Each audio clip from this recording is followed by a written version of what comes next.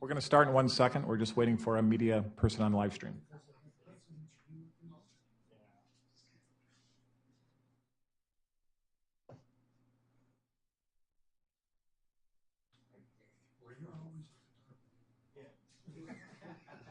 Thank you all for coming. We appreciate it very much, you coming out today. There's a lot going on in Washington, D.C., but there really, in our view, is nothing more important than the pension crisis running throughout the states. My name's John Tillman. I'm the CEO of the Illinois Policy Institute. As all of you certainly know, Illinois is a leading policy indicator of what not to do in terms of public policy, and this is certainly true in the area of public employee pensions. We have $167 billion in unfunded pension debt. We are leading the nation in that terrible category, but we are just one of many that have a major crisis facing us. And of course, this pension debt is a spending-driven debt, and in order to fix this problem, we have to rein in the structural spending programs that drive this out-of-control unfunded debt. Just to show you how in Illinois to do it wrong, we decided to try to fix our unfunded pension debt with a $7 billion tax hike that we were told would be temporary and would solve all of our problems, including paying down about $5 billion in past due bills. Instead, what happened is every dollar of that pretty much went to pay public employee pensions. Tax hikes do not work to solve the problems. It must come on the spending side. An interesting thing that's happening in Illinois is in the 2012 budget book, the state of Illinois floated the idea of a federal bailout of our state pensions. Great idea. We spend too much, we act irresponsibly, and then the other 49 states should pay off our debt. We think that's a preposterous public policy position, and we've quickly worked to staunch that in Illinois, and we think we have to stop that nationwide. The most important thing is that we can't let this happen throughout the country. This would be a $2.5 trillion transfer of money from people who work and pay taxes to government employees who have pensions that are unsustainable. The fact that these deals were made in such a way that they are unsustainable and the math simply does not add up does not mean we should add another $2.5 trillion to the $16 trillion in federal debt we have. We're very excited to have with us Senator DeMint and a number of other folks who are experts in this area to share their views with you. Next up is my colleague from the Illinois Policy Institute, our Vice President of Policy, Ted Dabrowski.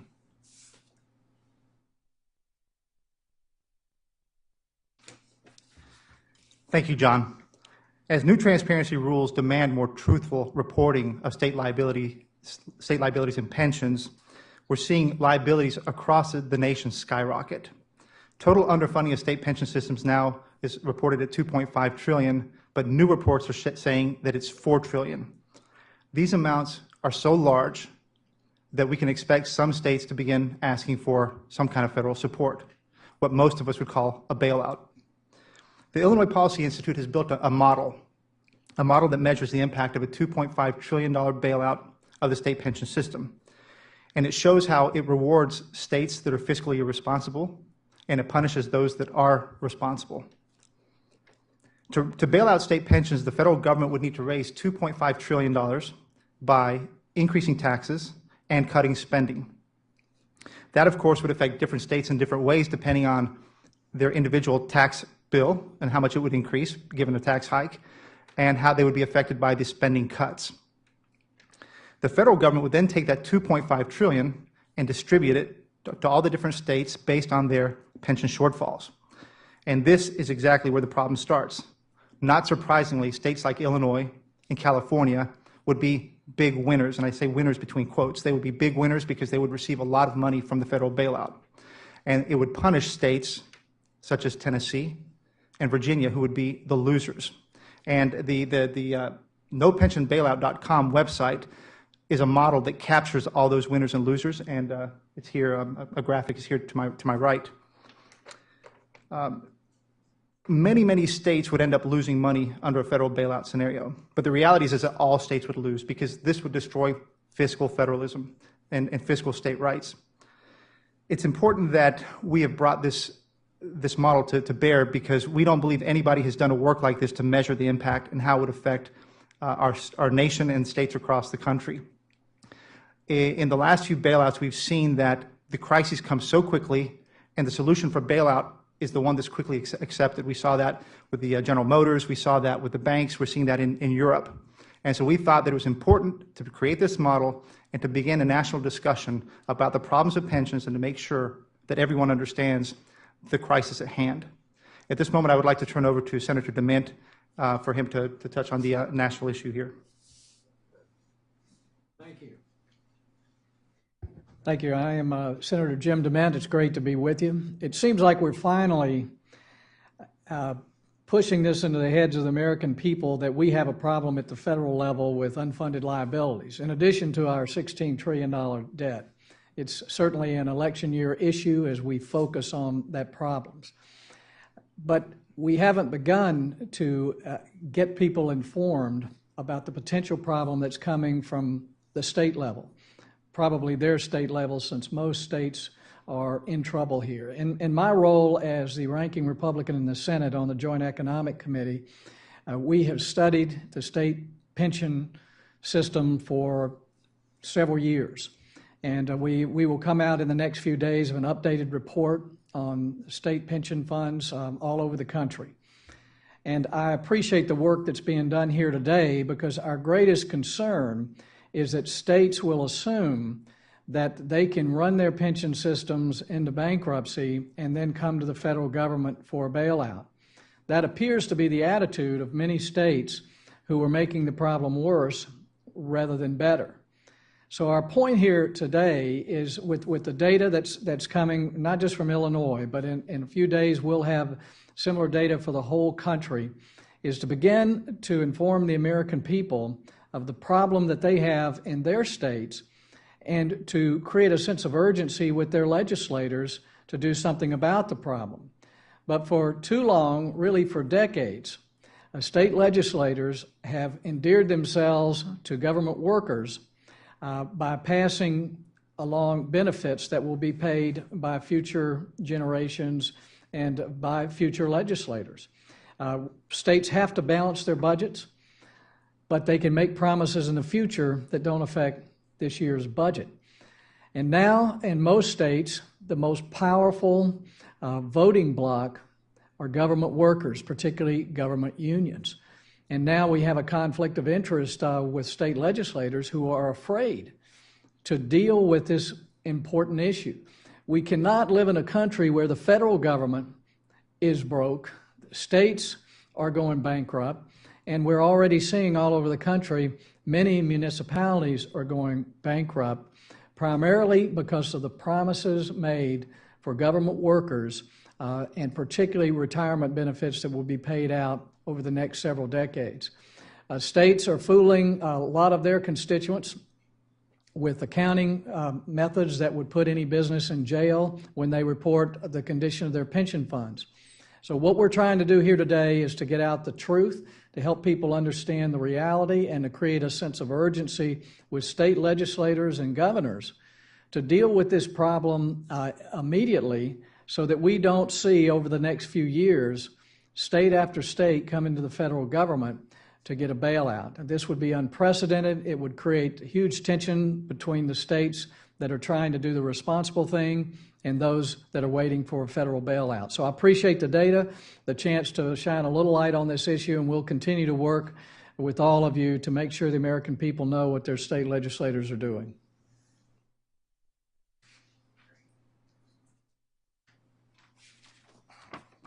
Good afternoon. I'm Jonathan Williams, Director of Tax and Fiscal Policy at the American Legislative Exchange Council, or ALEC.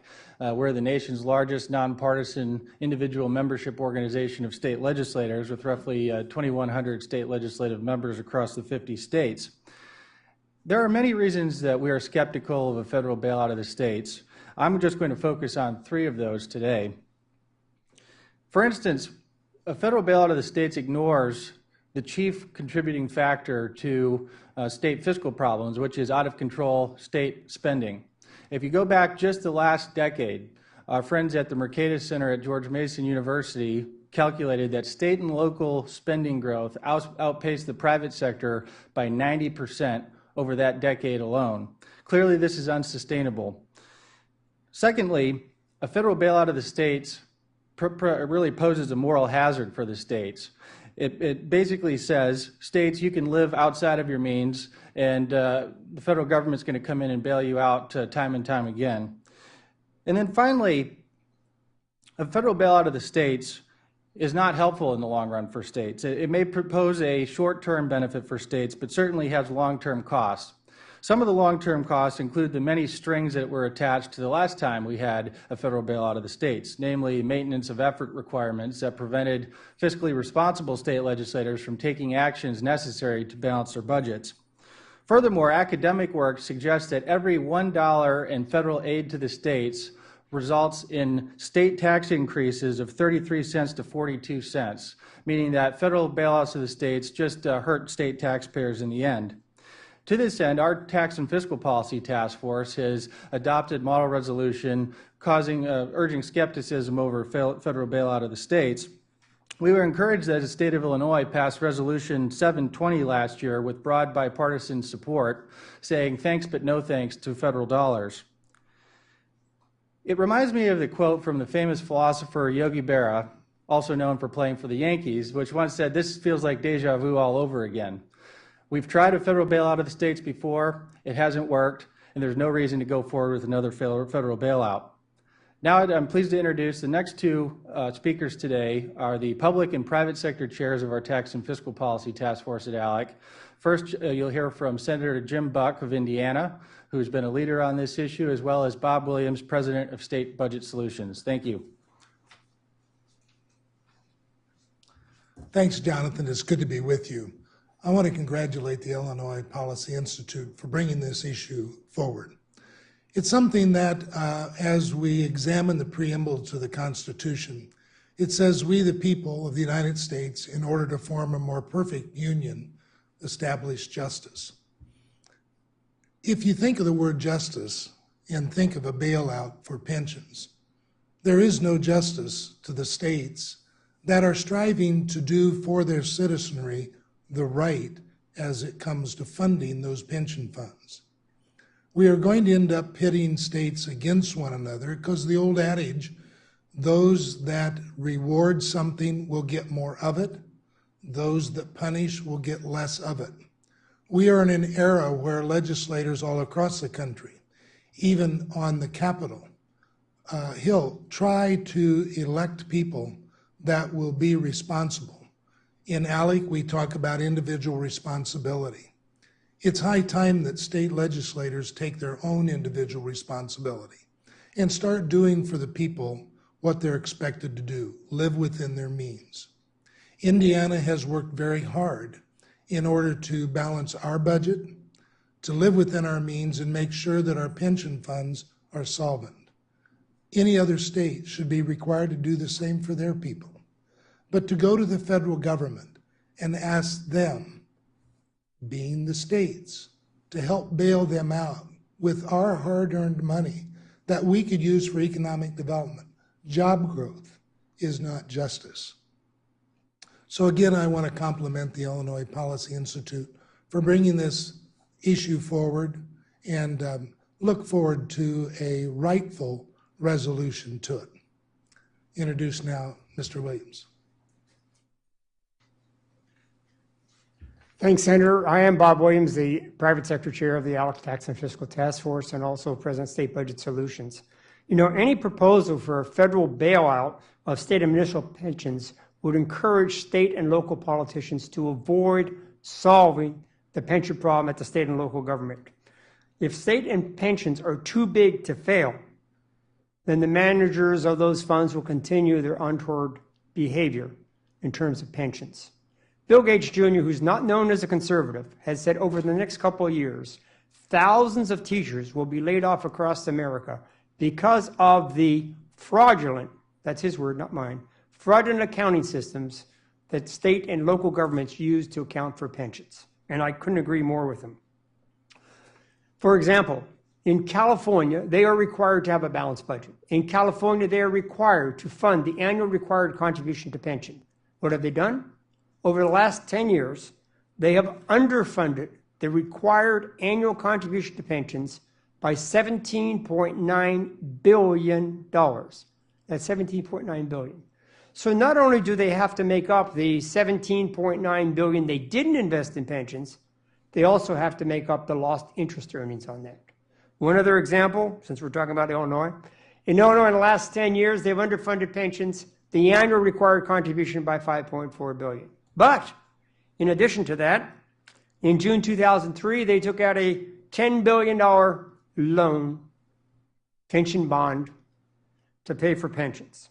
They haven't repaid that. So now not only do they have to make up the $5.4 billion they haven't paid in pensions, but in addition, they have to make up the $10 billion loan they have outstanding, plus the lost interest earnings. ALEC has a solution. We call it reality-based budget, performance-based budget. We also have solutions in terms of pension-type reform, which is needed.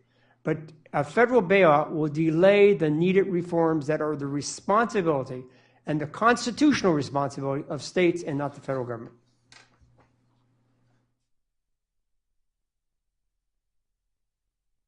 Good afternoon. I'm Jagadish Gokhale at the Cato Institute. I'm happy to be here to talk about the question about federal bailouts of state governments on account of their poor budget management, in particular with regard to their pension plans. This is an emergent issue, and foremost among the states that are talked about in terms of a bailout are California and Illinois. I just want to remind you of the fundamental principles of public finance that bear on this issue.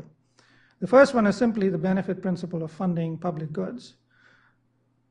Since the public benefits of state expenditures, especially state employee services, teachers, firefighters, policemen, and so on, accrue to state residents, the cost of providing these services should be borne by state residents and not the residents of other states or from some other source. Second, we need to avoid moral hazard. States are sovereign entities. They are very well capable of assessing their own needs for public services and coming up with the revenues to fund them. A federal bailout would only reward poorly managed states and would punish states that are well managed, thereby eroding the incentives of all the states to be responsible in managing their fiscal finances. So such a reward penalty calculus should really operate through the state's political and electoral processes, but a federal bailout will basically dilute that connection. So, as I said, the benefit principle is primary in considering how public services should be financed. But suppose there's some extenuating circumstance that that principle, which clearly applies here, for some reason doesn't apply. The second principle then is the ability to pay principle. And we are invoking that principle, it seems to me, unjustifiably. But even if that was evoked, we would say then, based on the ability to pay, does it make sense for the federal government to bail out the states? Well, the federal government's own finances are in such dire shape. We know that the implicit plus explicit liabilities of the federal government run into tens of trillions of dollars. It doesn't seem appropriate to, on this principle, to have a federal bailout of the states. And so for those three reasons, I think the entire emergent question about the federal government bailing out the states is just misguided. Thank you very much.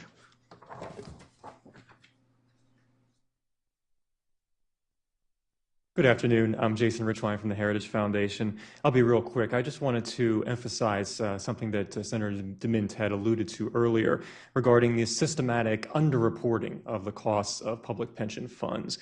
We hear a bit different estimates of the liability. Some are 1 trillion, some are 2 trillion, some are 4 trillion. I've heard 5 trillion. What is the source of those differences? Well, the main source of differences is in the assumption of the discount rate. What I mean by that is essentially the assumption of how much or what rate of return the pension funds will get on their investments. Right now, public pension funds are allowed to assume very high rates of return, and without taking into account the risk of not actually getting those returns. So they look at what the average return has been over time, and they just assume they're going to keep getting that over and over again, never pricing the cost of that risk into the overall pension fund. Now, this obviously has major effects on what the overall liabilities are. But it also affects something else. It affects public employee compensation questions. We want public employees to be paid fair market rates. But if you use proper accounting, you can realize that public pension benefits to workers are excessively generous compared to the private sector. Think in terms of the 401k that a typical private sector worker might get. The employer contribution to that fund might be something like 4 or 5% of salary. And now think about the value of a defined benefit plan in those sort of 401k terms. I'll use Chicago teachers as an example because it's obviously been in the news lately. The strike has just ended. And throughout that strike period, we've heard only about the salaries. And it's true, the Chicago salaries are fairly high compared to other teachers in the nation. But probably the more important aspect of compensation for Chicago teachers and for many public workers is the retirement benefits. If you took the value of the defined benefit pension for Chicago teachers and converted it to a yearly cost in the sense of what you'd have to put into a fund in order for that to actually pay off, given the guarantee associated with it, it would be roughly 40% of salaries, 40. It's obviously considerably higher than what someone in the private sector gets with a 401k.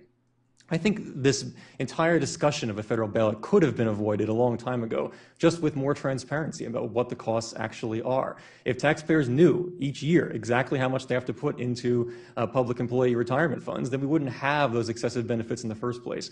So we have a major crisis to deal with, no doubt about it. But I think going into the future, to avoid future crises, we can add the transparency that is so lacking in public pension financing, and hopefully we won't have this problem again. Thanks.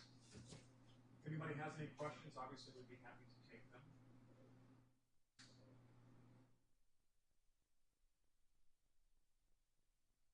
Any questions? Hearing no questions, we'll conclude. Thank you all so much for coming. We appreciate it.